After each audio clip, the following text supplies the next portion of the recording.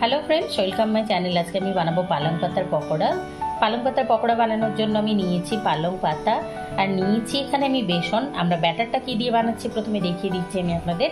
ব্যাটারের জন্য নিয়েছি আমি এখানে বেসন নিয়েছি, নুন নিয়েছি, জিরে গুঁড়ো নিয়েছি, এখানে আদা বাটা নিয়েছি, আমি নিয়েছি একটুখানি জোয়ান আর নিয়েছি লঙ্কা গুঁড়ো আর একটুখানি কাঁচা লঙ্কা বাটা নেব আমি। আর এখানে নিয়েছি আমি কর্নফ্লাওয়ার, তো 2 টিস্পুন নিয়ে নেব কর্নফ্লাওয়ার। আমি কর্নফ্লাওয়ার নিয়েছি, আপনারা চাইলে চালের গুঁড়োও নিয়ে নিতে পারেন এর মধ্যে। এখন আমি অল্প অল্প করে জল মিলিয়ে ব্যাটারটাকে রেডি করে নেব। আর দেবো আমি একটুখানি হলুদ।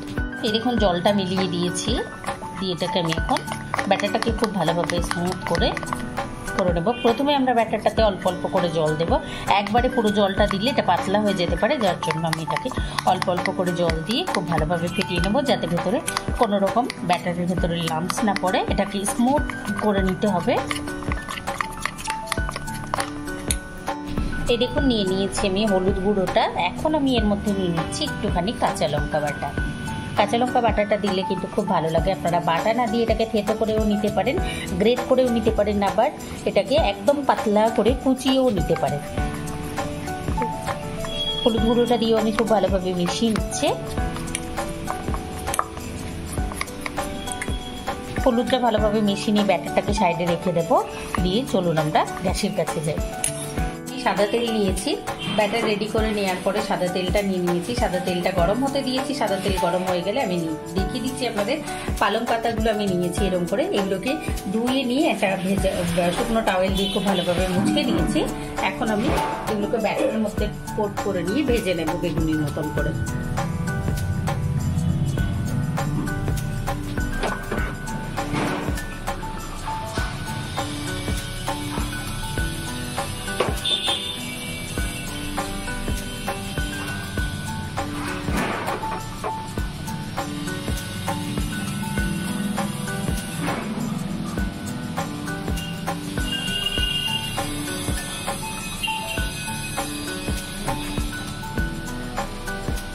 এরকমভাবে আমি ব্যাটারের মধ্যে ডিপ করে ছেড়ে দিচ্ছি পাতাগুলোকে।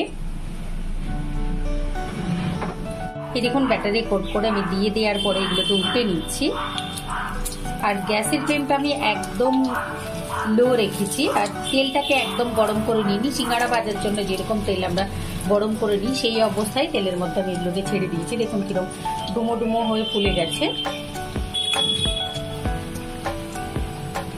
এই দেখুন 2 থেকে 3 মিনিটের মাথায় কিন্তু এগুলো ভাজা হয়ে যাবে। আমি এখন এগুলোকে উল্টে রেখে নিচ্ছি। দেখুন উল্টে নিয়ে এদিকটাও ভাজা হয়ে গেছে। তো আমি এখন এগুলোকে একটু উল্টে পাল্টে নিয়ে তারপরে তুলে নেবো, যেন দুই দিকটাই সুন্দরভাবে একই রকম কালার হয়। আর এইগুলো কিন্তু অনেকক্ষণ পর্যন্ত মুচমুচে থাকে, নরম হয়ে যায় না।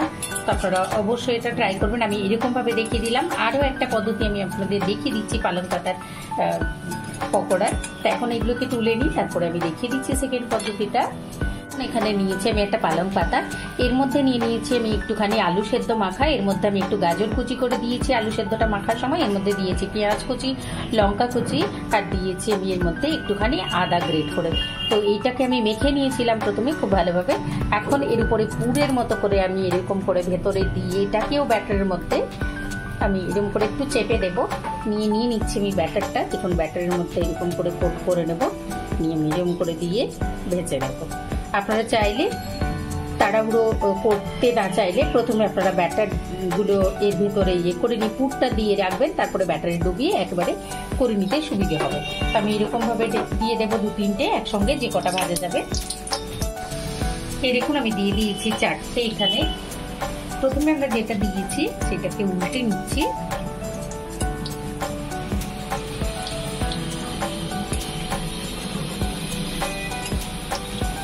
বাকিগুলোকে আমরা একটুখানি তেল এরকম করে কড়াইটা ধরে নাড়িয়ে নেব। বা তেলের পরিমাণটা যেহেতু কম, যার জন্য এটার উপরে তেল যাচ্ছে না। তারপরে এগুলোকে আমি এক পিঠটা হয়ে গেলে অন্য দিকটা ঘুরিয়ে দেবো। এই দেখুন এইগুলো ফুলে উঠেছে, তো আমি এইগুলোকে উল্টে নিচ্ছি। আপনারা একবারে বেশ অনেকগুলো ভেজে নিতে চাইলে প্রথমে পুর করে রেডি করে রাখবেন, তারপরে ব্যাটারে ডুবিয়ে একসঙ্গে তেল গরম হলে ছেড়ে দিয়ে ভেজে নিতে পারবেন। এই দেখুন আমি সবগুলো উল্টে দিলাম, দিয়ে এটাকে রেখে দেবো 2 মিনিট মতো। একদম গ্যাসের ফ্লেমটা লো রেখেছি আমি, তাহলেই বেশ কুরকুরে মুচমুচে হবে। এদিকটা দিয়েও 2 মিনিট হয়ে গেছে, তো আমি আরেকবার উল্টে দিচ্ছি। দেখুন উল্টে নিয়ে দুই দিকটা যেন একই রকম কালার হয়, যার জন্য একটুখানি উল্টে পাল্টে নিয়ে এগুলোকে ভেজে নেব, তারপরে আমি তুলে নেব। দেখুন এগুলোকে আমি আরও একবার উল্টে নিয়েছি, উল্টে পাল্টে ভেজে নিয়েছি। দেখুন সুন্দর কালার হয়েছে দুই দিকটায়। তো এখন আমি তুলে নিচ্ছি। দেখলেন তো কত ইজিলি 2 ধরনের আমি পালং পকোড়া আপনাদের তৈরি করে দেখালাম। অবশ্যই তৈরি করবেন, এটা গরম ভাতের সঙ্গে খুব ভালো লাগবে।